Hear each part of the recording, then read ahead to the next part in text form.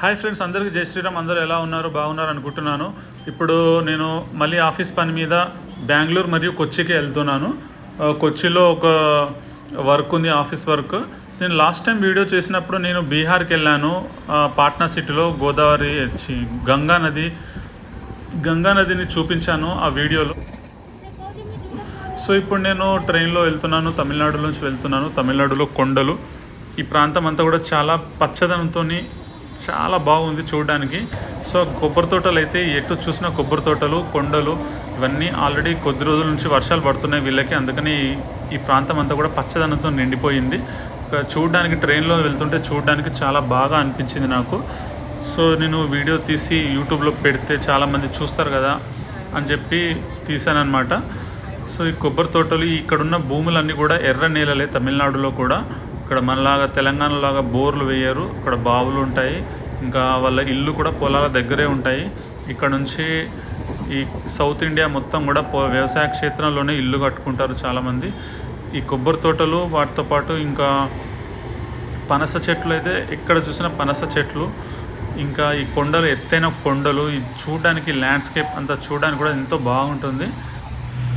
అక్కడ కనిపిస్తున్న కొండ కూడా విచిత్రంగా ఉంది, మొత్తం బండరాయి, దానిపైన ఏం లేదు, టోటల్గా స్మూత్గా ఉంది. చాలా ఆశ్చర్యం అనిపించింది. ఇలాంటిది ఇంకా రెండు అలా కనిపించాయి సేమ్ అలాగే. సో ఇక్కడ తమిళనాడులో వర్షాలు పడతాయి, కానీ ఇక్కడ కొన్ని సందర్భాల్లో 1000 ఫీట్లు అంతకన్నా ఎక్కువ కూడా వేస్తుంటారు బోర్లు వాటర్ కోసం. ఉన్న చోట బాగా నీళ్లు ఉంటాయి, లేని చోట నీళ్లు ఉండవు అసలే. చాలా భూమి వేస్ట్గా ఉంటుంది. సేమ్ అలాంటి కొండ ఇక్కడ కూడా కనిపిస్తుంది. అంటే సింగిల్ స్టోన్ లాగా అనమాట. ఇక్కడ పెద్ద పెద్ద కొండలు చాలా ఉంటాయి. వీటి వల్ల అక్కడ ఉన్న ప్రాంతానికి అందం వచ్చేస్తుంది. సో ఈ వర్షాలు పడినప్పుడు పైనుంచి నీళ్లు జలపాతంలాగా కారుతూ ఉంటాయి. అవి మనం దూరం నుంచి కూడా గమనించవచ్చు. అక్కడ కనిపించే మబ్బులు కూడా ఋతుపవనాలకు సంబంధించిన మబ్బులే అవి. అంటే కింది స్థాయిలో, తక్కువ ఎత్తులో ఉంటాయి. తక్కువ ఎత్తులో ఉండడం వల్ల కొండకి తగులుతున్నట్టుగా కనిపిస్తుంది మనకు. ఆల్రెడీ అది తగులుతుంది కూడా.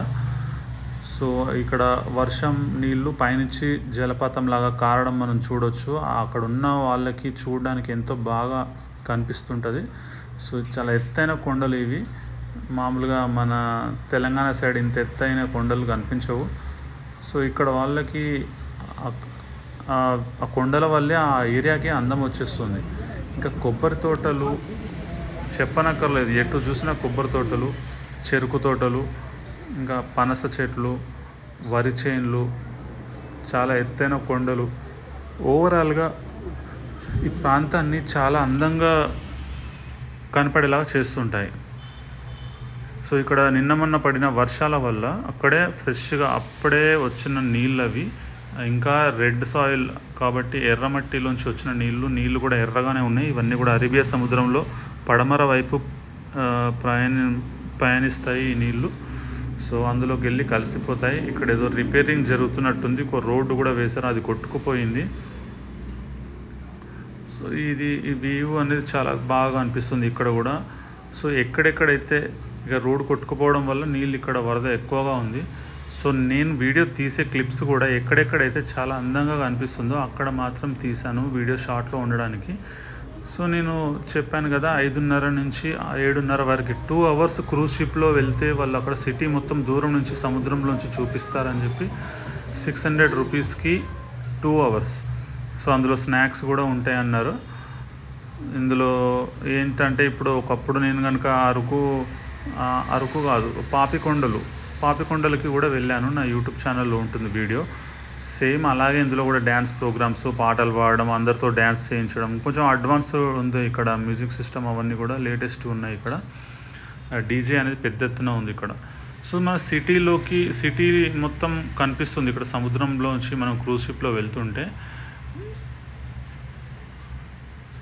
కొంచెం లోపలికి వెళ్ళిన తర్వాత సిటీలో ఉన్న ఎత్తైన బంగ్లాలన్నీ కూడా ఇక్కడ నుంచి కనిపిస్తున్నాయి. వాటిలో చాలా వరకు హోటల్సే ఉన్నాయి. ఇది కోస్ట్ గార్డ్, ఇదొక దేశానికి పడమర వైపు, అరేబియా సముద్రం వైపు ఇదొక తీరం. ఎందుకంటే నేను ఒకప్పుడు గోవాకి వెళ్ళాను, అక్కడ కూడా సేమ్ ఇలాంటిదే నేవీ షిప్స్ కనిపిస్తాయి. సముద్రం లోపలికి వెళ్ళనివ్వరు. ఇంకా కొంచెం లిమిట్ ఉంటుంది, అక్కడి వరకే వెళ్ళి మళ్ళీ రిటర్న్ వచ్చేసేయాలి. ఇంకా అవతలకి వెళ్తే కస్టమ్స్ వాళ్ళు ఉంటారు, వాళ్ళతో పెద్ద తలనొప్పి ఉంటుంది, ఆపుతారు వాళ్ళు, నేవీ సెక్యూరిటీ గార్డ్స్, నేవీ పోలీసులు. సో నేను లాస్ట్ టైం గోవాకి వెళ్ళినప్పుడు కూడా ఇలాగే బోట్ని ఆపి అందరిని చెక్ చేశారు. సో ఇక్కడ మాత్రం అలాంటిది ఏం జరగలేదు, కాకపోతే లోపలికి వెళ్ళనివ్వలేదు, సముద్రం లోపలికి. సో ఇది బోట్ హౌస్ అనమాట, చాలా బ్యూటిఫుల్గా కనిపిస్తుంది. దీనిలో ఛార్జెస్ కూడా చాలా బాగుంటాయి, 7,000, 8,000, 10,000 అలా ఉంటుంది ఒక డే కానీ ఒక నైట్కి కానీ. నైట్ స్టే కూడా ఉంటుంది ఇందులో. అన్ని ఫుడ్, బాత్రూమ్స్ అన్నీ ఉంటాయి, స్నానాలు చేయడానికి ప్రతి ఒక్క ఫెసిలిటీ ఉంటుంది ఆ బోట్లో. సో ఎక్కువ శాతం కపుల్స్ వస్తుంటారు, హనీమూన్ కపుల్స్, వాళ్ళ కోసం అది బాగా సెట్ అవుతుంది. సో ఈ బోట్లో వెళ్తుంటే మనకి ఇక్కడ ఒక నేవీకి సంబంధించిన బోట్ కనిపించి, దానికి అన్నీ కూడా వైట్ కలర్ రాడార్స్ ఉన్నాయి. ఆ రాడార్స్తోని మనం ఐడెంటిఫైడ్ ఆబ్జెక్ట్స్ ఉంటే ఆకాశంలో మిజైల్స్ కానీ ఏమైనా ఉంటే అది కనిపెడుతుంది, స్కానింగ్ చేస్తూ ఉంటుంది అనమాట. ప్రతి సముద్ర తీరంలో ప్రతి సిటీలో అలాంటిది ఒకటి ఉంటుంది. అంటే ఇప్పుడు ఇది కొచ్చిలో, గోవాలో, అటు బాంబేలో, చెన్నైలో, కోల్కతా ఇలాంటి సిటీస్లో ఉంటాయన్నమాట అవి.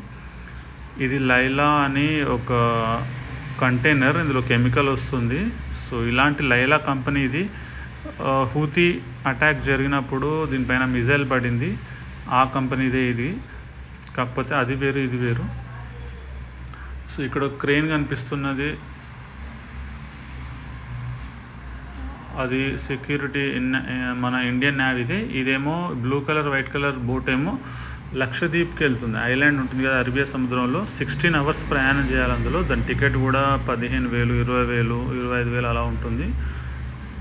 ఇక్కడ ఇంటర్నేషనల్ వెళ్ళే ప్రయాణికుల కోసం కూడా అక్కడ ఇమిగ్రేషన్ ఉంది. అంటే ఒకప్పుడు పడవల్లోనే వెళ్ళేవాళ్ళు వేరే దేశానికి, ఏరోప్లేన్స్లో తక్కువ వెళ్ళేవారు. అలాంటి ఆఫీస్, ఇమిగ్రేషన్ ఆఫీస్ షిప్లో బోర్డింగ్ అయ్యే వాళ్ళ కోసం ఉన్నది అక్కడ.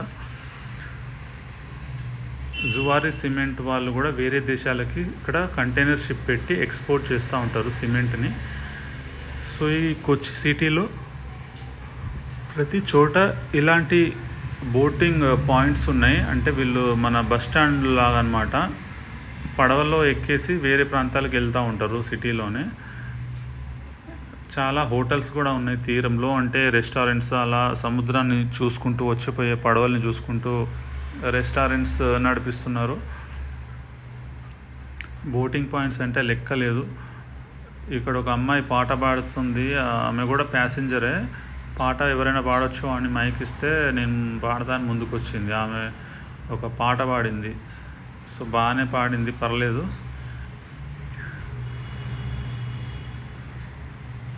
సో ఇలా సిటీ దూరంగా వెళ్తుంటే సిటీకి ఇక్కడ ముందు ఇంకా అన్ని నేవీ షిప్స్ కనిపిస్తున్నాయి. కొచ్చి సిటీలో ఇక్కడ తీరంలో ఇక్కడ అన్నీ కూడా రెస్టారెంట్స్ ఎక్కువగా ఉన్నాయి.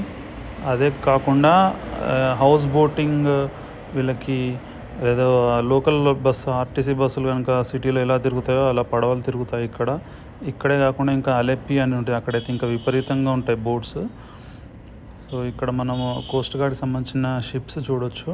అదే నేవీలో పనిచేస్తారంటారు, చూసారు కదా, నేవీ అనే వాళ్ళంతా ఇదే షిప్లో ఉంటారు. వాళ్ళు ఎక్కడన్నా ఇష్యూ ఉంటే అక్కడికి స్పీడ్గా వెళ్ళిపోతారు, అంటే చాలా ఫాస్ట్గా వెళ్ళిపోతాయి అన్నమాట ఈ షిప్స్, నేవీది, కోస్ట్ గార్డ్ షిప్స్.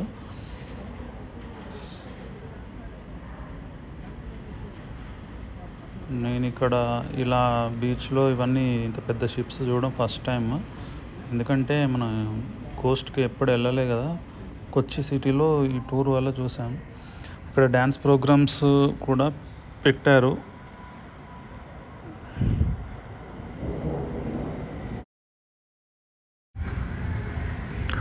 ఈ డ్యాన్స్ ప్రోగ్రామ్ కంటే బయట చూడడమే బాగుంది.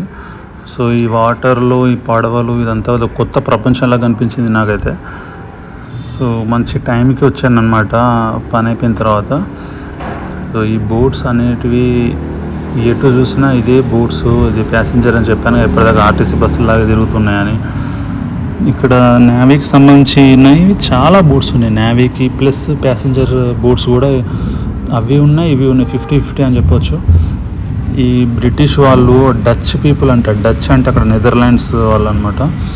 వాళ్ళు ఒకప్పుడు ఇక్కడికి వచ్చి ఇక్కడ కొచ్చి సిటీలో తిష్ట వేసుకొని ఇక్కడే ఉండి మన దేశంలో పరిపాలన కొంచెం ఇక్కడి నుంచే వాళ్ళ దేశానికి ఏదైనా పంపించాలంటే షిప్పింగ్ అంతా కూడా ఇక్కడి నుంచి జరిగిందనమాట. అందుకే వాళ్ళు డెవలప్ చేసింది ఇదంతా కూడా. ఈ బిల్డింగ్స్ అన్నీ కూడా వాళ్ళు కట్టినవి అప్పుడు.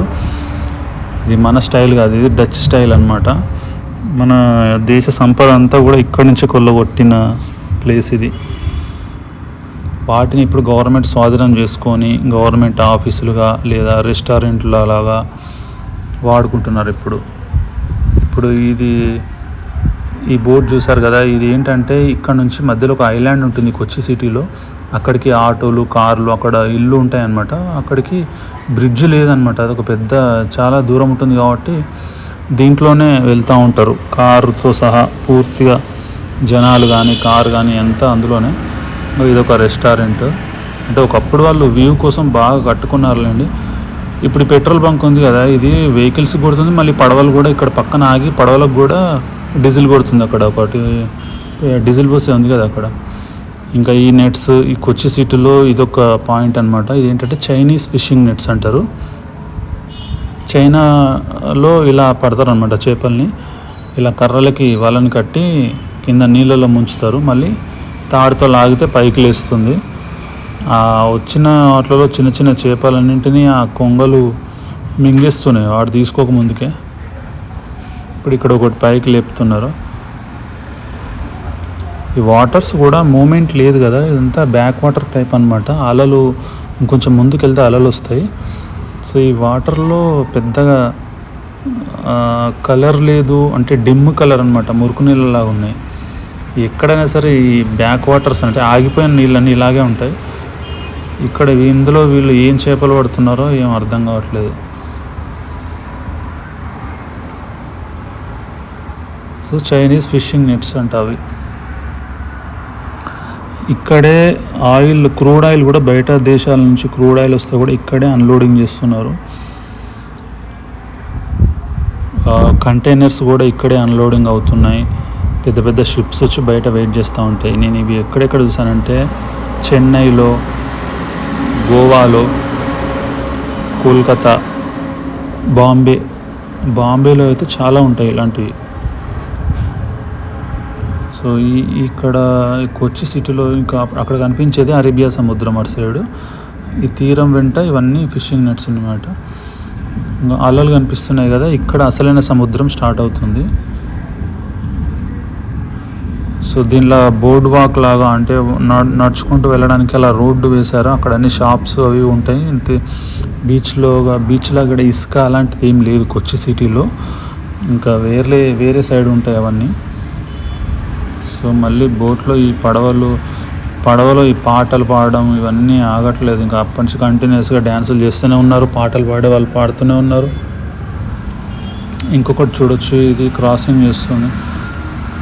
ఆటోలు, సైకిల్ మోటార్స్, కార్లు, జనాలు వీళ్ళందరినీ తీసుకొని వెళ్తుంది. సో ఇది ఇక్కడ ఆగిపోయింది ఎందుకంటే అక్కడ నుంచి ఒక పెద్ద కంటైనర్ షిప్ వస్తుంది కంటైనర్స్ లోడ్ చేసుకోవడానికి.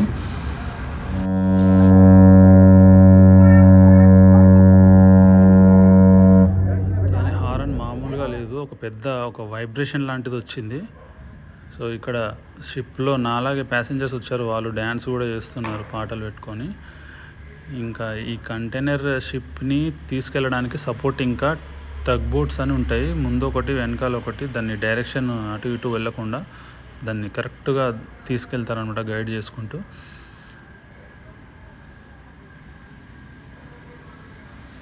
ఇదొక వింత ప్రపంచం. మనలాగా ఎప్పుడు పడవలు నీళ్ళు చూడని వాళ్ళకి చాలా ఆశ్చర్యంగా ఉంది ఇదంతా చూడడం అనేది. అంటే సినిమాల్లో చూస్తుంటాం కదా, సేమ్ రియల్గా చూస్తే ఒక వింతలాగా అనిపిస్తుంది. తాళ్ళు కట్టడము, షిప్ని దానికి యాంకర్ వేయడము, ఇదంతా పెద్ద విచిత్రమైనది. సో అందరినీ కిందకి దింపేసి, అంటే కింది ఫ్లోర్లో ఫుల్గా ఏసీ ఉన్నాయి, ఏసీ పెట్టేసి 8 ఏసీలు ఉన్నాయి కింద. అంటే ఎగురితే చెమటలు వస్తాయి కదా, చిన్న పిల్లలు, లేడీస్, జెంట్స్ అందరూ కూడా డీజే పెట్టేసి ఎగురుతూ ఉన్నారు, ఫుల్ డ్యాన్స్ చేస్తున్నారు. ఈ లేజర్ లైట్స్ మంచి కలర్ఫుల్గా ఉన్నాయి, రెడ్ గ్రీన్ బ్లూ అలా. సో వాటితోని మంచి లుక్ వచ్చింది, ఆ వాతావరణం అంతా మారిపోయింది సడన్గా. ఫుల్ ఎంజాయ్ చేస్తున్నారు చిన్న చిన్న పిల్లలు కానీ ఎప్పుడైనా. సో నేను మళ్ళీ వెనక్కి బయటికి వచ్చి చూస్తున్నాను, అప్పుడు వచ్చిన షిప్ కంటైనర్ షిప్లో లోడింగ్ ఆల్రెడీ అన్నీ 30% లోడింగ్ అయిపోయింది. సో వర్షం కూడా స్టార్ట్ అయ్యింది, పైనుంచి చూడొచ్చు వర్షం ఫుల్ పడుతుంది. అంత పెద్ద క్రెయిన్ నుంచి పడుతుంటే ఎలా కనిపిస్తుంది చూడండి వర్షం. సో బోట్ కూడా ఇంకా ఎక్కడైతే ఎక్కామో ఆ పాయింట్కి వచ్చేస్తుంది, ఇంకొక 10 నిమిషాల్లో చేరుకుంటుంది. అందరం దిగిపోతాం అక్కడ. 5:30, 6:30, 7:30కి అయిపోతుంది అనమాట ట్రిప్. 8 లోపల అన్నీ కూడా ఇలాంటి కమర్షియల్, ఇలాంటి బోట్స్ ఉంటాయి కదా, క్రూజ్ షిప్స్, ఇవన్నీ కూడా ఆగిపోవాల్సిందే. అక్కడ వాళ్ళకి ఇన్స్ట్రక్షన్స్ ఇచ్చారనమాట, 8 లోపల అన్నీ క్లోజ్ అయిపోతాయి. ఇంకా మిగతా అంతా కమర్షియల్ పెద్ద పెద్ద షిప్సే తిరుగుతాయి అక్కడ. సో ఇక్కడ పెద్ద పెద్ద కంటైనర్ ట్రక్స్ వచ్చి క్రెయిన్ దగ్గర ఉంటే అవి తీసుకొని అందులో లోడింగ్ చేస్తూ ఉన్నాయి. మాలాగే అక్కడ ఒక షిప్ ఉంది, అందులో కూడా ఇలాగే డ్యాన్స్ ప్రోగ్రామ్స్ జరుగుతూ ఉన్నాయి. సో ఇదన్నమాట ఈరోజు కొచ్చిలో ఈవినింగ్ 5:30 నుంచి 7:30 వరకు 600 రూపీస్ తీసుకొని సిటీ అంతా చూపించి, ఆ మైక్లో ఒక అతను చెప్తా ఉన్నాడు ఏంటి షిప్స్ అన్నీ ఏంటని.